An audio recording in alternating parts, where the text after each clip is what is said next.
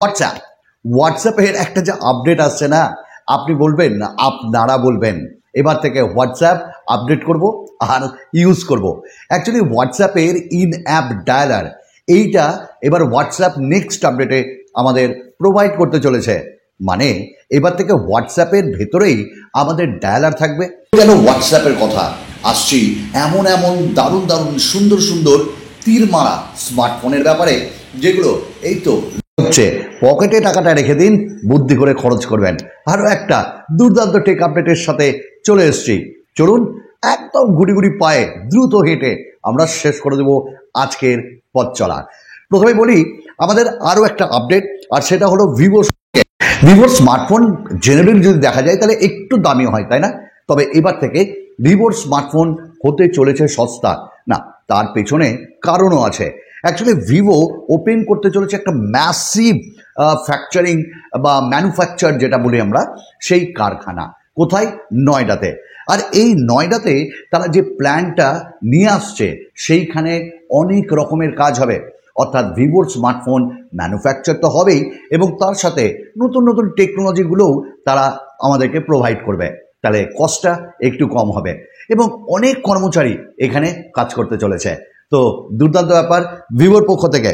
এবার আমরা একটু কোয়ালকমের ব্যাপারে আসি। অ্যাকচুয়ালি কোয়ালকম স্ন্যাপড্রাগন তারা একের পর এক নতুন নতুন প্রয়াসন নিয়ে আসে। স্ন্যাপড্রাগনের 8 Gen 4 33% more powerful than 8 Gen 3, আবার দামটাও কিন্তু বেশি হবে। তবে এই মুহূর্তে যে কোয়ালকম স্ন্যাপড্রাগনের 8 Gen 4 সিরিজের আন্ডারে যেসব স্মার্টফোনগুলো আমরা পাবো তারও কিছু লিস্ট এখানে চলে এসছে। তবে আজকে আমি ওই নিয়ে কথা বলবো না, আমি এখানে বলবো যে তাদের এআই মোডসগুলো এখানে তারা ইন্ট্রোডিউস করছে, এবং সেখানটা আমরা এআর হাব পাবো। আর এআই হাব যেটা, সেটা কাজ করবে ল্যাপটপে। অ্যাকচুয়ালি আমি স্মার্টফোন না, ল্যাপটপের ব্যাপারে বলছি। আর এইগুলো এক্স এলিট নামক ল্যাপটপে পাবো, এবং এগুলো ডেভেলপারদের জন্য ওপেন করে দেওয়া হচ্ছে। এগুলো ওপেন সোর্স টেকনোলজি হতে চলেছে, এবং সেখানে কত রকমের এআই ফিচার্স আমরা আগামী দিনে ল্যাপটপগুলোতে ইউজ করতে পারবো। নেক্সট আপডেট যাব ওয়ানপ্লাসের পক্ষ থেকে। দেখুন, আমরা ওয়ানপ্লাস নট C4 লাইটকে নিয়ে দারুণ মাতামাতি করছিলাম, ইনক্লুডিং মি, কিন্তু একটু হালকা করে ধাক্কা খেলাম। 695 স্ন্যাপড্রাগনের আজকের ডেটে মানা যায় না। আমি বলছি যে এই নট সিরিজের সিরিজে যদি আপনি দেখেন, স্ন্যাপড্রাগনের তারা 695 ইন্ট্রোডিউস করেই যাচ্ছে না। ব্যাপারটা হলো তাদের একটা নিজস্ব অভিমত আছে, তারা মনে করছে যাই বের করব তাই চলবে। অ্যাকচুয়ালি ওয়ানপ্লাস বলে কথা।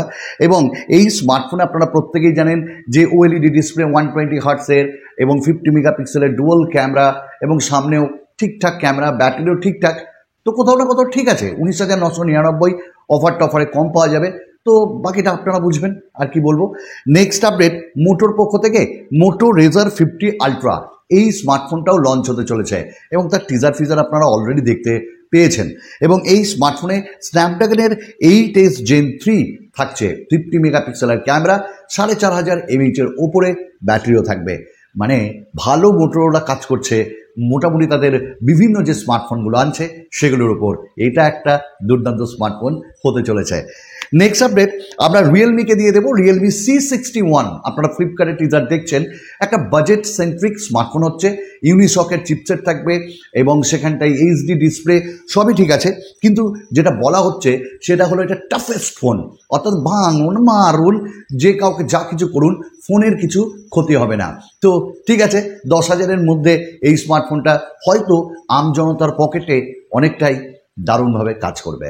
আমাদের নেক্সট আপডেট সেটা হলো রেডমি নোট 14। ইয়েস, আপনাদের মনে আছে সেপ্টেম্বর নাগাদ লঞ্চ হয়েছিল রেডমি নোট 13। এবার না, চায়নার কথা বলছি, রেডমি নোট 14ও আসছে, এবং বলা হচ্ছে আমরা সেপ্টেম্বরে এই বছরেই পেয়ে যাব। এবং এটা IMEI ডেটাবেসে ভাই দেখা গেছে মডেল নাম্বারগুলো, এবং এই স্মার্টফোনে অনেক কিছুই থাকবে। তবে মডেলস যেগুলো, সেগুলো কিন্তু চায়না, গ্লোবাল, ইন্ডিয়া সব কিছুই এখানটায় ধরা পড়েছে। রেডমি নোট 14-এর জন্য বা 14 সিরিজের জন্য আমরা ওয়েট করছি। বাজেটে বাজিমাত করতে হবে, পেরিস্কোপ লেন্স থাকতে হবে।